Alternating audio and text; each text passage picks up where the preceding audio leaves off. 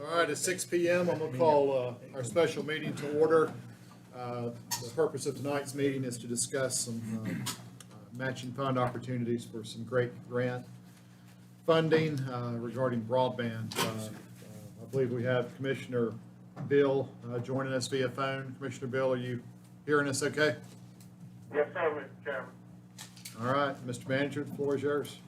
Thank you, gentlemen. Real quickly tonight, appreciate each of you getting here and gathering for this special meeting. Time is of the essence on this, as I will go over with you here right now. To start with, what we're going to be discussing here tonight will require no new money. We're not talking about any new funding.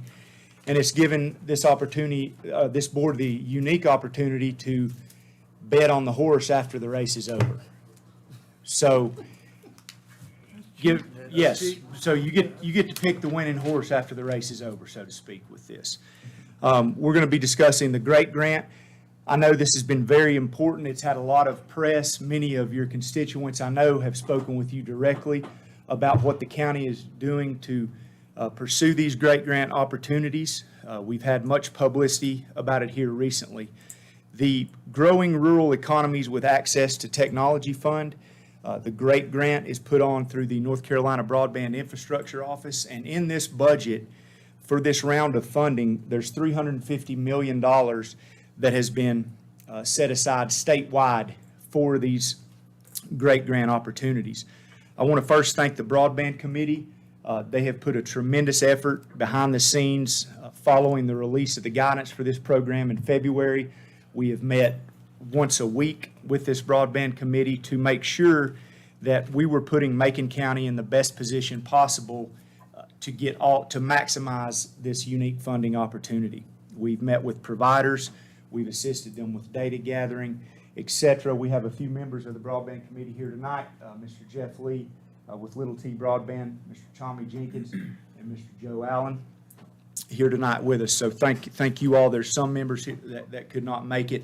Also want to thank the legislative delegation, Senator Corbin and Representative Gillespie, for their roles in securing this funding for the GREAT grant in the budget. They also have continued to promote these funds. We recently, on Monday, had a retreat, if you will, at Holly Springs Baptist Church, where Senator Corbin and Representative Gillespie brought the Broadband Infrastructure Office from Raleigh to Macon County to meet not only with government officials, but with providers and interested stakeholders within the community. So I want to thank them again for that. The deadline for the GREAT grant submission is April 4th, which is why we're here tonight. It's, of course, before our next board meeting. And as each of you may or may not be aware, when we're talking about the GREAT grant, the private provider must apply for this grant. The county cannot apply for a GREAT grant. The county's role in the GREAT grant process is one of partnership. And up until today, we have received 2 private companies have came to Macon County and proposed 3 different projects for submission to the North Carolina Broadband Infrastructure Office for this round of GREAT grant funding. We were informed today at 5 after 5 that there will be a 4th private provider submitting an application prior to this April 4th deadline. So that's going to bring the total applications in Macon County to 4. With the 3 projects that were submitted that we had in hand before 5:05 today, those 3 projects are going to have a combined total cost of $10.6 million, and they'll provide broadband internet service to approximately 2,000 unserved and underserved customers in the northern and southern portions of Macon County. Much of the detailed information surrounding these grant applications until they are submitted to the Broadband Infrastructure Office, much of that detailed information is proprietary at this time, and out of respect for the providers, cannot be shared at this time until the GREAT grants are submitted. In terms of partnership, the County Broadband Committee would recommend appropriating $200,000 in American Rescue Plan money that we received from the federal government. We would recommend appropriating that to provide a local match to each of the 4 applicants, each of the 4 applications that will be submitted. So right now, with just 4 applications, that would be at $50,000 apiece per application. Not all these applications will be awarded. So that's why I say any money that we put up for a match the grant application is not awarded, that money will come back to us. So that's what I said, you get a chance to bet on a horse after the race is over. So what this money will allow us to do is it's going to put us in the best position. It's going to, through this $200,000, $50,000 to each provider, it's going to put them in the best position possible to receive these great grant awards.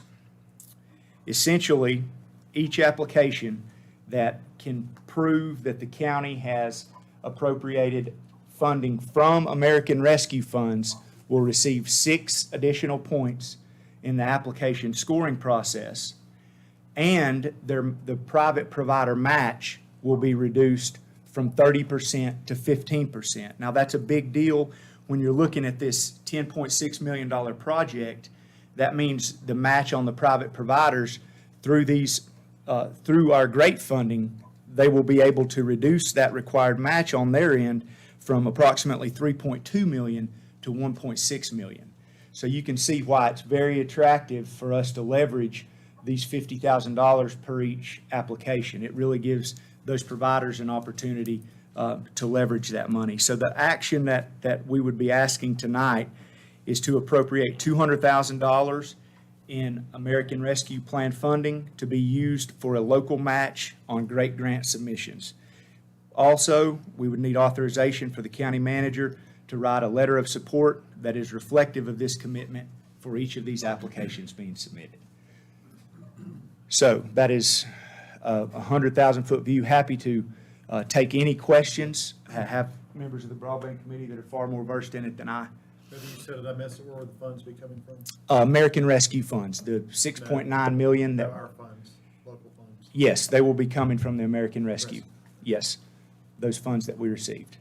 How do you retrieve that since it's committed? You just reduce the. Well, no, it has been committed, but what we have found we had authorized that for premium pay, but we have projected out, we have made one payment with that of premium pay. So basically the balance we had left over because the budget amount's not going to be what you actually pay out. There's going to be some left there. So I think when Lori had projected that out, our finance office, we will have sufficient funding to cover this match from that, just lapse. In other words, if somebody was sick, they don't receive premium pay. If somebody was out on vacation, they will not receive premium pay. So that causes those unspent funds to accrue, and over the designated time period for that, we'll have lapse sufficient enough to cover the $200,000 that will be And appropriated. if not, we just grab it anyway. No, it'll be there. Okay. It's good. This will require no general fund money. Now, the provider, how did you elicit? The providers are in discussions with the broadband infrastructure office themselves. So when this opportunity's out there, it's up to the providers in each community to make the business case to pursue this grant application. What we have here is a situation where 3 local providers have saw this money on the table, looked at their current service areas, and been able to put projects together that made financial sense for them in light of this grant funding. Now, are those, is that top secret or? I think we certainly can share the providers at this time that are submitting applications. Frontier was the one, they contacted us late today. They will be bringing one. We have met with and discussed, we've had discussions with Balsam West, who has submitted a proposal, and Morris Broadband, formerly Morris Broadband, now Altice, will be submitting a proposal as well. So they will be submitting 2. So those will be the 4 submissions that we have at this time. We all know Nathan Keener, good friend of mine. He represents Frontier. I just want to thank you for showing up. Thank you for submitting Yeah. Now, the number is a little staggering. You're talking about how many, $10 million 10.6. for 2,000? And see, that's all the projects together. Now, these projects, when they go down there, in other words, what we're doing is we're making sure with this $50,000 commitment to each application that they receive the maximum amount of points that the county could possibly, that we have something to do with. So by making sure that the match gets reduced and they get the points associated with the ARPA funding, that's making sure that we take our role as far as we can. Now, that's only one portion of the grading though.